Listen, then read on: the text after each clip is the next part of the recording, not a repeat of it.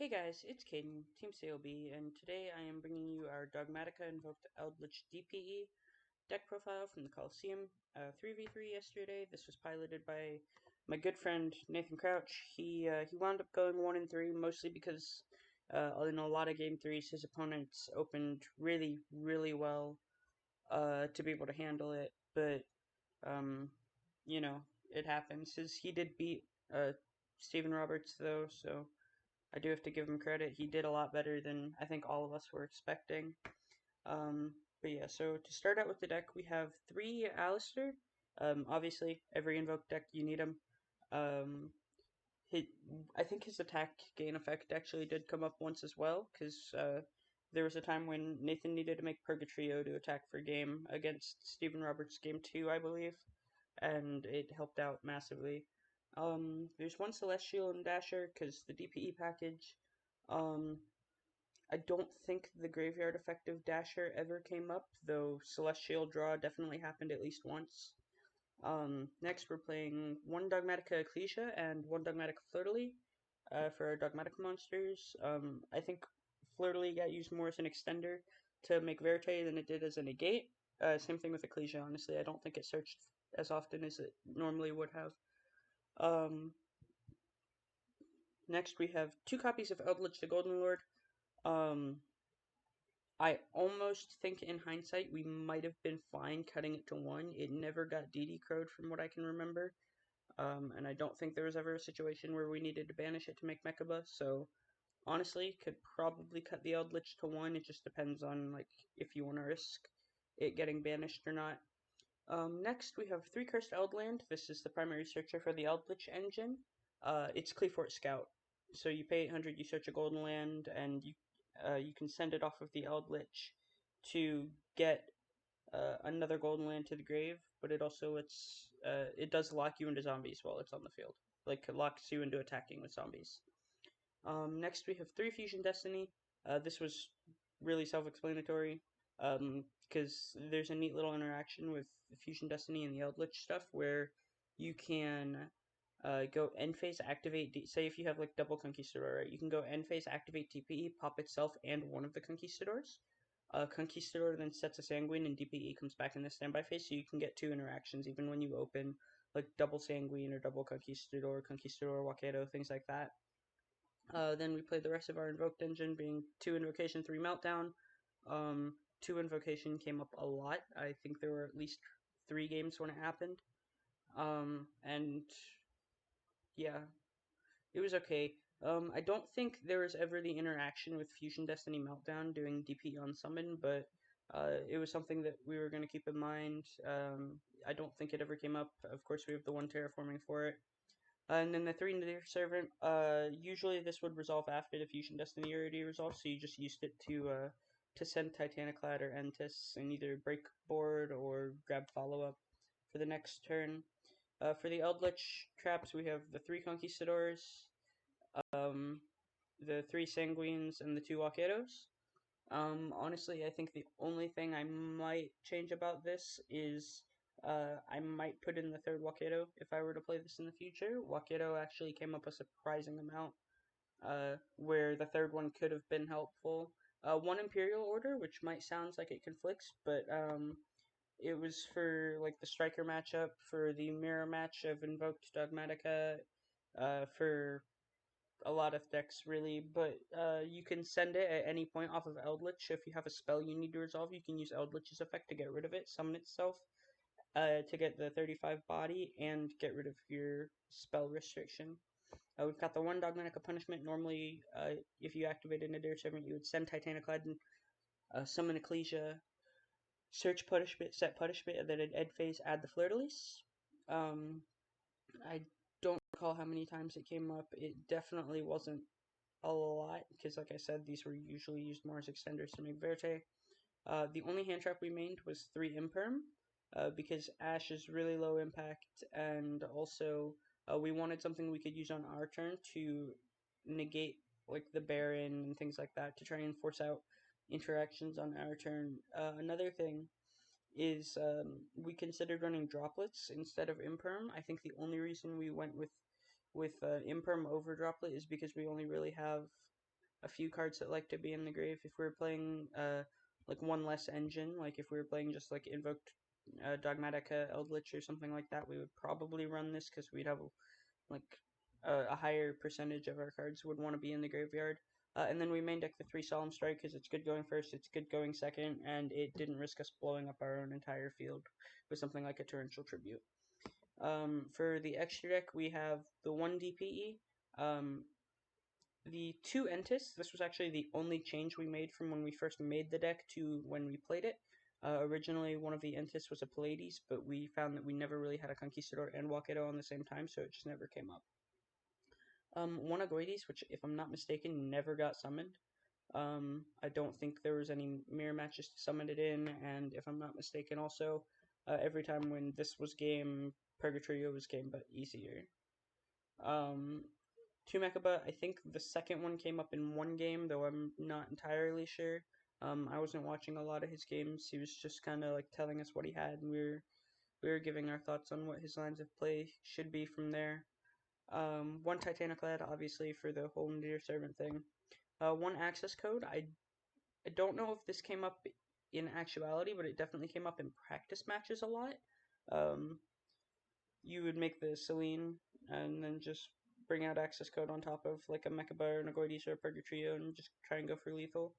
One Artemis, we chose to play this over Secure Gardener because we were playing Verte, so we could make a light and then summon one like Fleur-de-Lis or Ecclesia and not have to banish that Dogmatika in order to summon Mechaba with Invocation.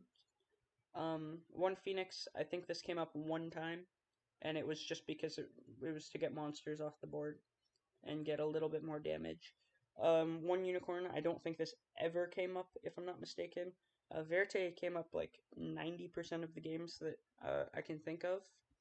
Almirage, we still use this for if we needed like going second. If instead of making Mechaba, we could make Purgatrio and try and go for game. And then the one Celine, which I don't think came up in the tournament, like I said, but definitely came up in practice a lot. And then for the side, we had one Pankratops, just for going second. 3 Droll for the matchups like the Mirror Match or for the Bird Up deck, things like that. 3 Nib for Tenyi Sword Soul for Bird Up for anything that like was remotely combo-ish. 2 Lightning Storms and 3 Evenlys for going second against trap decks, against monster decks, against anything really. And then 3, there can be only one for birds, for for Bird Up, for Flunder, for Phantom Knights, for the Tenyi Sword Soul deck, or the Sword Soul deck in general, really. Just felt like Tikaboo was a great side card to have, all things considered. So moving on to the replays, first we have Nathan down here at the bottom versus Teenan. So I do believe this is going to be Sword Soul Tenyi versus Died, as we called it, Dogmatika Invoked Eldlich DPE. Nathan won the dice roll. He went Meltdown, add Alistair. You'll also notice a theme of him opening multiple Alistairs multiple times. He added Invo. No responses here, so this is just getting to the normal line. Make Artemis, activate, banish the Alistair from grave, add the Artemis. Oh no, sorry, he discarded Eldlich. That's actually correct. Because now you can Invocation, add back Alistair. This Megabus should definitely have been summoned in defense. I don't know if that comes up. But it definitely could. Now, okay. So what he did here is he should have sent the Meltdown, and kept the Walketo as a potential interaction against the deck. I think I might have told him to do this wrong. I'm not sure off the top of my head, but so what he could have done was he could have summoned. Oh, okay. He's doing it to make DPE. So you could go for the DPE interaction here, or you could go for the Walketo interaction. I think I would personally go for the DPE game 1, and then game 3, I would definitely keep the Walketo if I had it. So yeah, let's see, he gets the Sanguine and End phase with an Imperm set, and I think he wins this game. Desires, that resolves.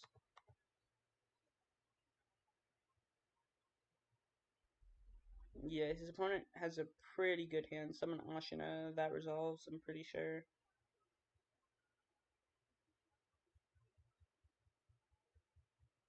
He DPEs on summon to clear the monk off the board, so Ashina can't do anything. He summons Shatana. He uses Longyun here. I think negating Shatana was a mistake, honestly. Because here he makes Baron, and Baron, well, he takes 12. Baron can attempt to pop, but there's also the tie, and it can just lead to a whole lot of issue. So yeah, actually, I think he loses this game because Boxia shuffles. He tried to use DPE again, forgot he already used it. Brings back the Moye, reveals the Taya, and that should just be game. Because Baron can negate the Sanguine. So going to game 2. Nathan draws Tikaboo, Wakero, Conquistador, Nadir Servant, Alistair. His Alistair gets Ash, so he makes it into Almirage. The reason you make Almirage here is so that way, if at any point your opponent activates another interruption, your Ecclesia is not going to be destroyed by card effects. So he attempts to summon Ecclesia. I think Ecclesia effect, he gets Impermed, so he can still summon from the extra deck here. So, oh no, he Nadir Servanted, never mind. So he goes end phase, add Flirtily to have a negate. And his set cards are Tikaboo, Wakedo Conquistador. So basically, he only survives here because of the Tikaboo. His opponent goes to Desires, and if they had drawn Lightning Storm or Harpies at this point, he just lost. But thankfully, they didn't. They activate Emergence. Sorry, I'm a little tired. They go Moyi, reveal, and he chains Tikaboo, and I believe his opponent goes and passes, yeah. So he goes to main phase, he links 2 to make Verte send Fusion Destiny. What I would have done here is I would have activated Verte and then chained Fleur-de-Lis, because you could have gone,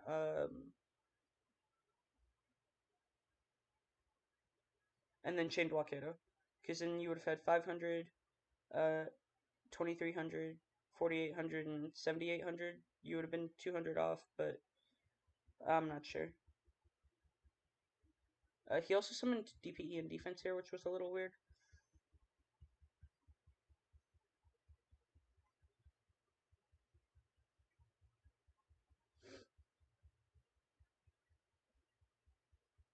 I'm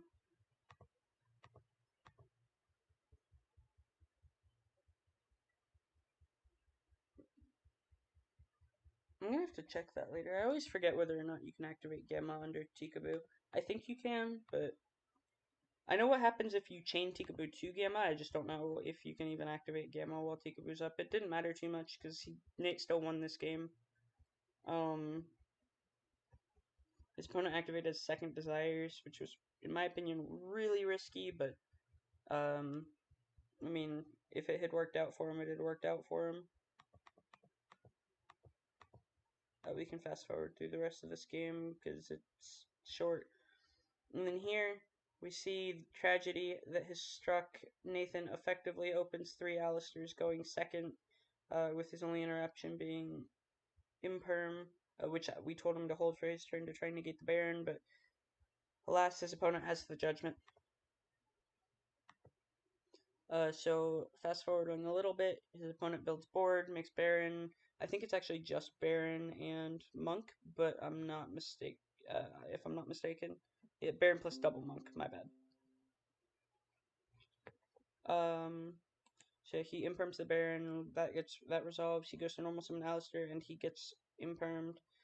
He sets 2, and I think this is effectively just game here. Yep. Judgment the Sanguine, and just hop, skip, jump to lethal.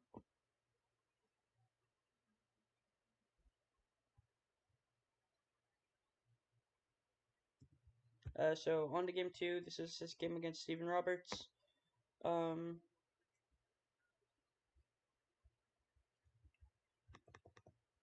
So they started. Nathan, I do believe, won the dice roll. Yep.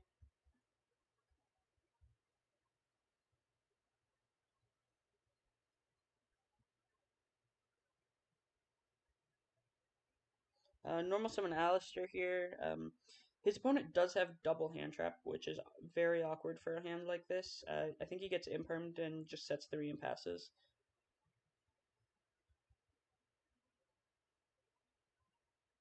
Yeah, his opponent opens circle. He chains Imperial Order, which isn't that helpful.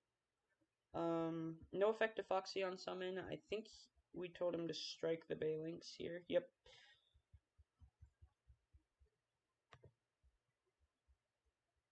Foxy effect, I do believe it popped. Yeah, and then punishment, send Titaniclad, end phase Titaniclad, summons the. Oh, no, Titaniclad gets Ash. Um, yep, just go to battle phase, attack for 1,000, and hope to God that your 1 interaction's enough. Takes the 700. Foxy, set 1, pass, and then I think Eldlich here basically is game. You can go Eldlich, pitch Sanguine, target either card, and it basically shuts off all the interaction. You pop Alistair, that doesn't even matter, because he is the Ecclesia Engrave, so here he just goes Eldlich, send Imperial Order, that's 35, activate Invocation, summon Mechaba. He didn't need to do all this, he could have just set Mechaba, or summoned Mechaba, and then added back the Alistair with Invo, without needing to set the set card.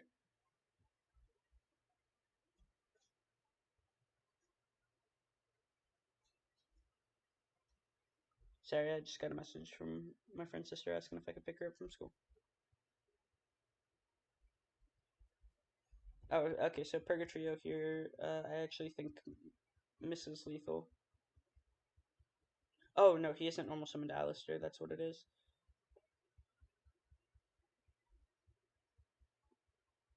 Why did he do this? I'm trying to think. Okay, yeah, he definitely misplayed. He had game right there. Um,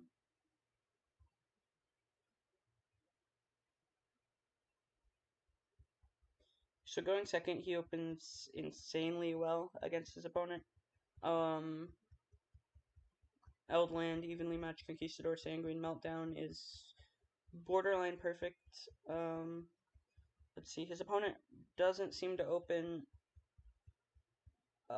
any less insanely. Going first to this hand, if I'm not mistaken, should end up on Roar Rage Cosmic Troll. With the circle. Or, no, not with, yeah, with the circle as well. You can get either the circle or the roar for free. Off of the, um, off of the Sunlight Wolf, and then the roar can set itself if you relink, so you'll lose your roar access, but, ooh, yeah, I think he sends roar here. Oh, no, he sends Falco. Yeah, if he had sent roar here, he actually probably would have won this game. Because roar would have negated the evenly, and that was basically the only thing that kept Nathan in the game, was the evenly. So fast forwarding some more.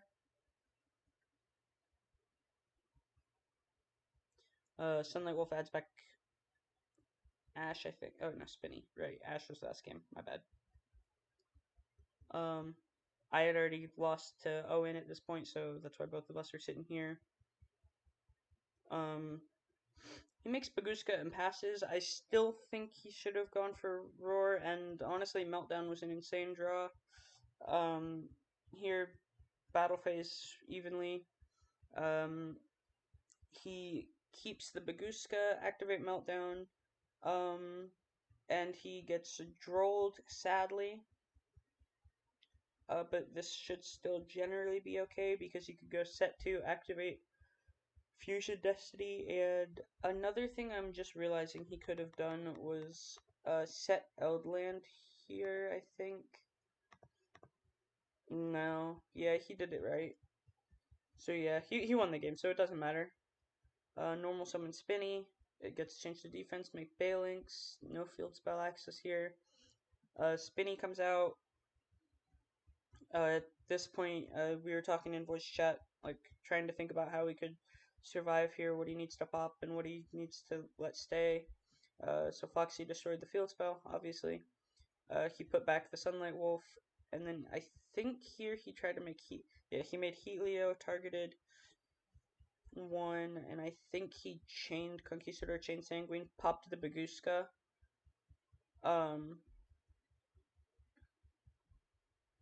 So Sanguine went to grave, and Baguska left field. Gazelle effect, and I think this needed to get summoned in defense. I don't actually know if it mattered, because here he makes Sunlight Wolf, because if you make an access code, it's instant loss, basically, to the DPE. So here he just did this, and yep. Yeah, he made the second Sunlight Wolf, add back, I believe, Will. Activate Will, and then he used Will to just bring back a lot of cards. Yep, used Will, bring back 2 level 4s, and I think he did that so that way he could just try and build a wall to not die, but DPE effect in end phase, pop the set card because it's the only thing you can reliably set. DPE effect, it's going to come back. And from here, he just brings back the DPE, normal summons Alistair. We did have him attempt to pop Sunlight Wolf here, which apparently resolved, triggering Gazelle, which doesn't matter at all. It's still game from here, because he goes normal summon Alistair, search invocation. He kept wait. The reason he showed the Foxy was because Nathan kept waiting for a response, forgetting what the card in hand was. So he showed the Foxy because it was public knowledge already. Well, it was still private knowledge, but it was added to the hand by an effect, so we knew what it was. And then Alistair effect target Purgatrio here, and that puts Purgatrio at 39.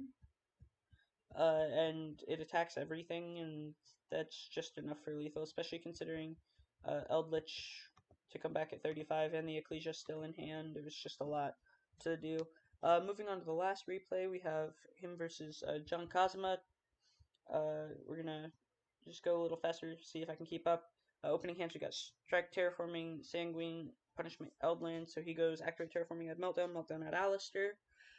Both of us actually played against the same deck in this match. Alistair gets ashed, sadly.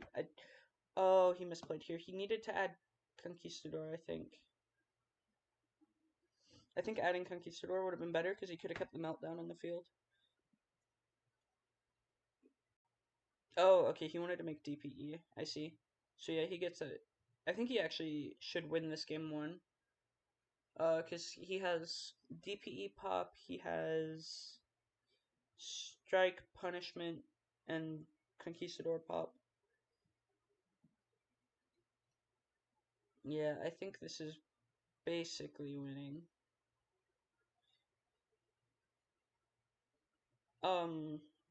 Yeah, I think we definitely, like when we were talking through this, I think we definitely wasted an interaction. I think we needed to hold the punishment for longer. Like, I think we needed to let Nian resolve and then punishment on resolution. Targeting the Nian Yan or the Lulu either way, sending Entis, so that way we could pop both monsters and he'd have 1 card less. And then game 2, his opponent Lightning Stormed him when he had to go set 4 pass. And from there, Sword Soul Virtual World is just really good at killing you through an empty board.